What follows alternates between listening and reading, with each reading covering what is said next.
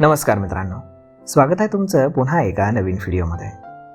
मित्रांनो, भाजप नेत्याची पत्नी पोलीस हवालदार प्रियकरासोबत पळून गेल्याचा धक्कादायक प्रकार उत्तर प्रदेश येथील भदोरीमध्ये उघडकीस आलाय. संबंधित महिला ही भाजपची सदस्य असून यापूर्वी तिनं स्थानिक अध्यक्षपदाची निवडणूक देखील लढवली आहे. धक्कादायक म्हणजे पळून जाताना तिनं सोबत 2.5 कोटी रुपयांचे दागिने आणि 4 ते 5 लाख रुपयांची रोकड देखील सोबत नेलेली आहे. 45 वर्षीय महिला तिच्यापेक्षा 15 वर्षांनी लहान असलेल्या प्रियकरासह पळून गेली. सोबत तिनं मुलालाही नेलं, तर 2 मुलांना मागे सोडल्याची माहिती आहे.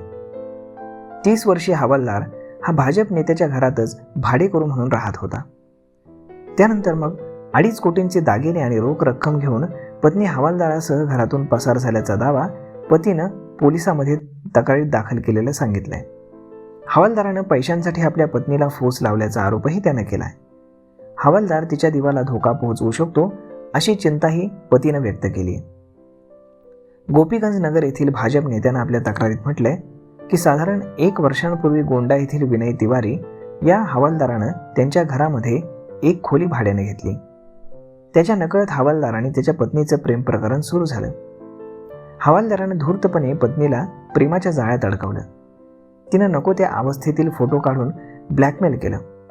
ही बाब उघडकीस केल्यानंतर कुटुंबाला खोट्या प्रकरणामध्ये गोवण्याची धमकी दिल्याचा दावाही तक्रारीमध्ये पतीने केलाय. जेव्हा त्याच्या समोर दोघांमधील प्रेमसंबंध उघड झाले तेव्हा त्यानं तरुणाला ताबडतोब घर सोडण्यास सांगितलं. मी माझ्या पत्नीची समजूत काढण्याचाही प्रयत्न केला, परंतु त्याचा काही फायदा झाला नाही. कॉन्स्टेबलला हाकलून दिल्यावर त्यानं आमच्यावरती सूड उगवत कट रचला. त्यानं माझ्या पत्नीला त्याच्यासोबत पळून जाण्यास भाग पाडलं. तिनं 2 कोटी रुपये किमतीचे दागिने आणि 4 लाख रुपयांची रोख रक्कम आणि आमच्या 7 वर्षाच्या मुलालाही सोबत नेलाय, असं पतीचं म्हणणं आहे. दोघांचाही शोध घेण्याचा प्रयत्न चालू आहे आणि परंतु हवालदाराचा कुठलाही ठाव ठिकाणा लागलेला नाही. या घटनेमध्ये काही स्थानिक लोकांचा हात असावा असा आरोपही त्यांनी केलाय. त्याला घराबाहेर काढण्यापूर्वी अनेक वेळा अनुचित वर्तन करताना पकडलं होतं आणि ही बाब स्थानिक पोलिसांनाही कळवण्यात आली होती असंही पतीने सांगितलंय. तर मग आता पोलिसांनी गुन्हा दाखल करून महिला आणि हवालदाराचा शोध सुरू केलाय. तर मग मित्रांनो, अशा पद्धतीने आजकाल काय होईल हे सांगता येणं फार कठीण आहे.